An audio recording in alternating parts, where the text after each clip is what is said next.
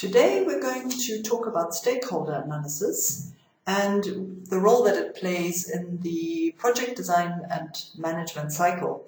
We're going to look at what stakeholder analysis is, why we do it, and how it can be done. Stakeholder analysis is a process that involves 4 different aspects. The first of those, and the most obvious one, is that you identify the different types of stakeholders and their particular interests in the project that you are proposing. The second aspect of it is assessing the influence and the importance of each of those stakeholders, as not all stakeholders are equally interested or involved in the project you propose. The third aspect of it is that it provides you with an opportunity to harness support of those who are in favor of an activity. And equally, it also allows you to manage the risks that are posed by those who are opposed to the activity. The objectives of a stakeholder analysis are to identify the interests of all stakeholders who may be affected or who affect the program. So these are people who are directly affected and those who are maybe only tangentially affected by it. To identify the potential conflicts and risks that could jeopardize a program. This assists you in looking at risk management, which we will be talking about at a later stage in the module, but it is a first step towards saying what can we do to mitigate any conflicts and risks that arise. The stakeholder analysis also provides you with opportunities to build relationships for the program. And this is important because a stakeholder analysis is not just a consultation with the stakeholders, but it really is an opportunity for you to be able to engage and to be able to draw in stakeholders and build partnerships with particular stakeholders and different types of stakeholders. The fourth objective is to identify groups that should be encouraged to participate in different stages of the activity cycle. And this is important because it could be that it is the usual groups of stakeholders that dominate the process, and it may be that there are more marginalized and disadvantaged groups of stakeholders that need to be actively encouraged to participate in the activity cycle. And finally, the last objective is to identify ways to improve the program. If you receive regular feedback from stakeholders at different parts of the cycle, you will be able to take suggestions to improve the programmatic activities and to clarify to what extent negative impacts are resulting from the program and how these can be removed or reduced. And this is an objective that is really important in relation to vulnerable and disadvantaged groups, as their voices are not always necessarily heard when dominant stakeholders speak. Who is a stakeholder? This might seem like a very obvious question, but in the way that DFID defines it, a stakeholder is any individual, community, group or organization that has an interest in the outcome of a program, either because they are affected by it positively or negatively, or because they can influence the activity in a particular way. So all stakeholders should be involved in the stakeholder analysis. And like we said previously, some of them may be more obvious stakeholders than others. And some stakeholders can be harder to reach or can seem unavailable.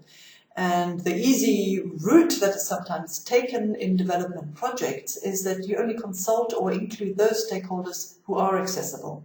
However, it's really important that when stakeholders are identified, that all of them are included as much as possible. This slide talks about the different types of stakeholders. We identified 3 different groups primarily. First, we have the key stakeholders. And these are people who have significant importance to the success of the program. Often these might be government ministries, for instance, the Ministry of Health, or they can be large organizations that are already involved in the processes or on the type of activities that your project is trying to address. And there can be people who can influence the project. Primary stakeholders are those people who are directly affected by the program, either because they are benefited or disbenefited, i.e. they directly are disadvantaged through a program.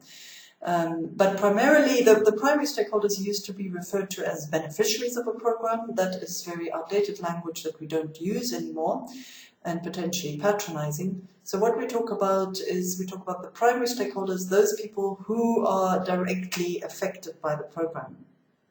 Secondary stakeholders are people who have any kind of stake or interest or role in the activity, but who are not influential necessarily in relation to how they affect the program, nor are they the direct targets of a particular program. Sometimes questions are asked about the difference between key stakeholders and primary stakeholders. And the differences there really is that the primary stakeholders are directly, they are very important to the program because they are directly affected, but they may not be able to influence the program, whereas key stakeholders may not be directly affected, but they can influence and are important to the success of the program.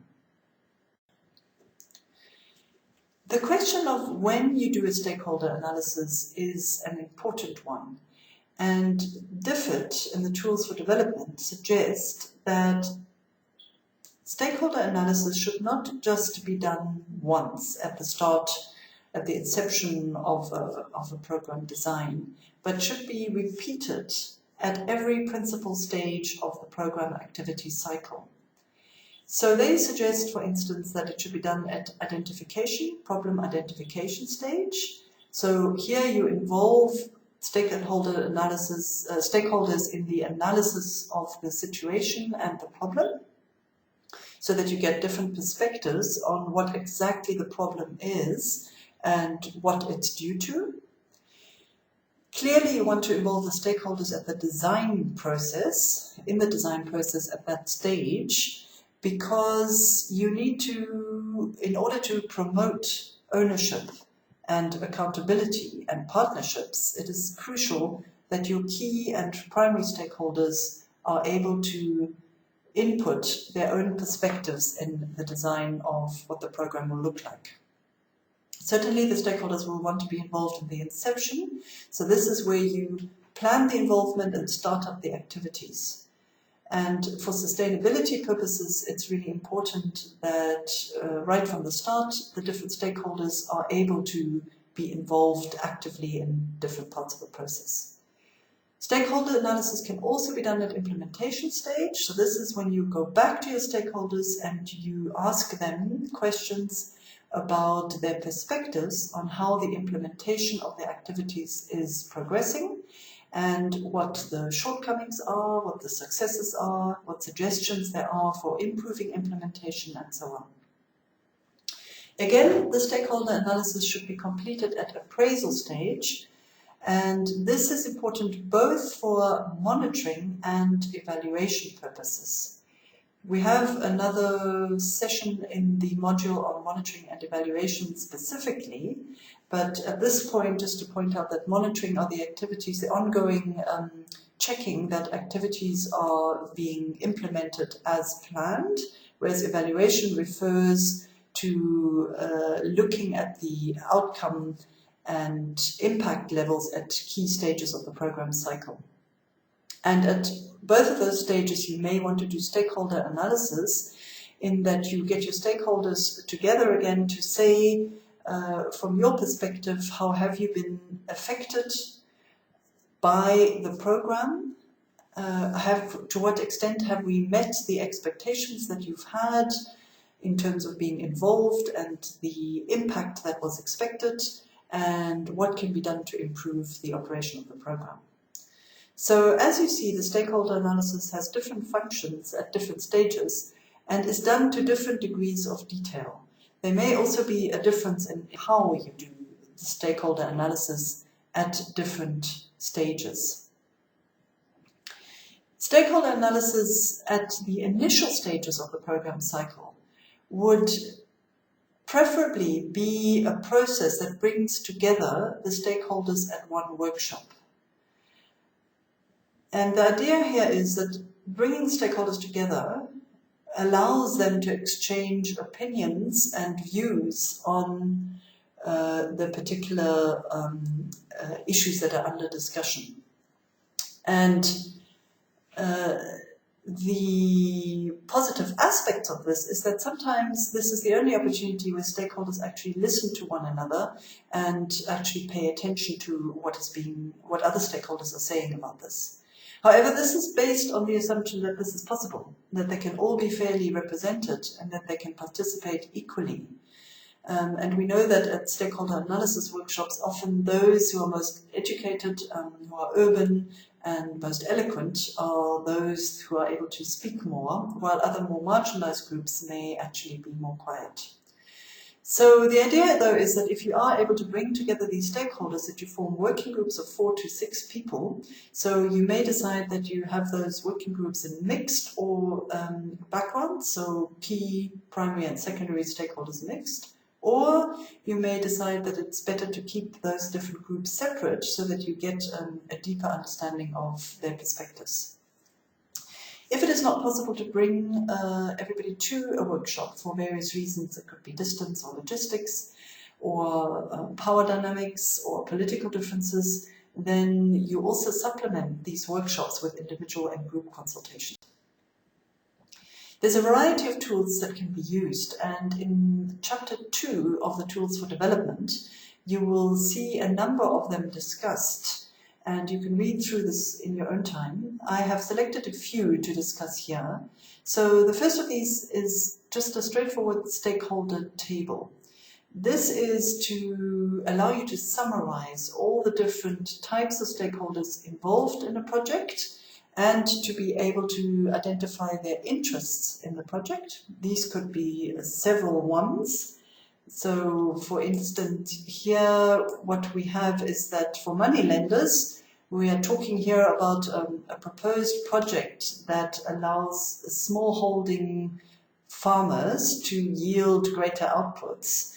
That the money lenders are affected in 2 different ways. One, they have to deal with empowered clients who are selling their food products to them, and secondly, that they have less business. Both of those, when evaluated, are negative. For government officials, the interest in the project could be positive. The success of the project will be a credit to them as well, but it can also be negative because there may be an impact for them through the loss of rent if farmers develop their own strategies for dealing with a particular situation in which they are.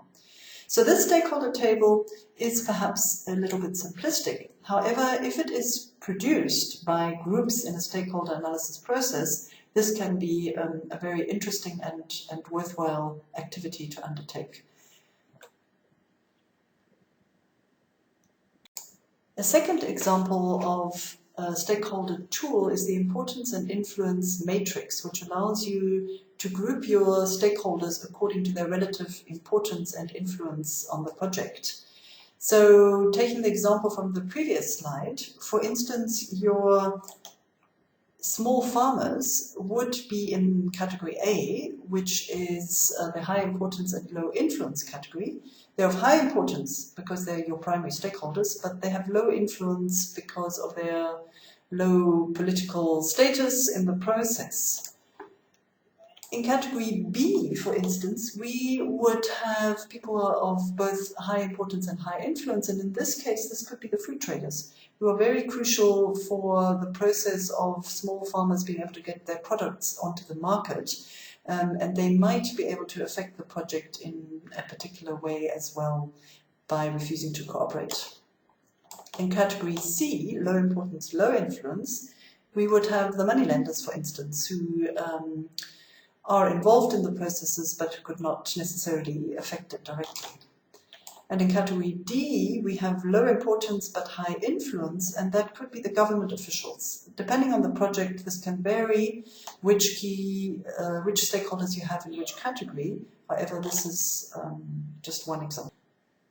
The last tool I want to show you is the participation matrix. This allows you to systematically think about which stakeholders will be involved at what stage of the program cycle in what capacity. So at the identification stage, you may want to think about who you need to inform, who you need to consult, who you will form a partnership with, and who might have control over the processes at this stage. In the planning stage, it is the same. You're looking at who you inform, who you consult, who you partner with, and who has control over things. This participation matrix has not been completed. I've only filled in a few examples of this. It also comes from the Tools for Development, and you can look at how that can be applied to a particular example. This slide, I want to talk about the potential problems with the stakeholder analysis. One of these is that the jargon can be very alienating and threatening to people who are not familiar with it. The second aspect is that the information needs to be good if you want to be able to base your partnerships and your working relationships on what comes out of a stakeholder analysis. You need to be sure that the quality of the information that you have received is accurate and good. Now, you do have the problem analysis, the situation analysis, you have social appraisals and problem trees that help you to understand the issues more deeply, but it is always very important to pay attention to the quality of the information that comes out. A stakeholder analysis has the potential to oversimplify what are complex situations. And that is because you do try to narrow interests down and, formulate them in short words and phrases, and this is potentially challenging. Judgments are subjective, so you have representatives or stakeholders at these stakeholders' workshops, and you need to always make sure that these opinions that the representatives express hold true for the majority of these stakeholders.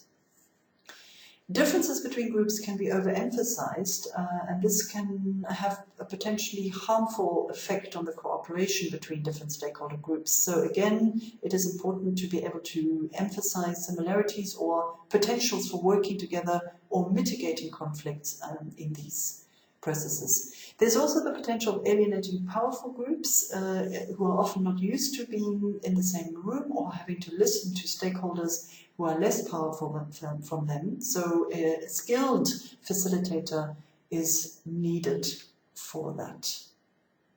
And that brings us to the end of the stakeholder analysis PowerPoint.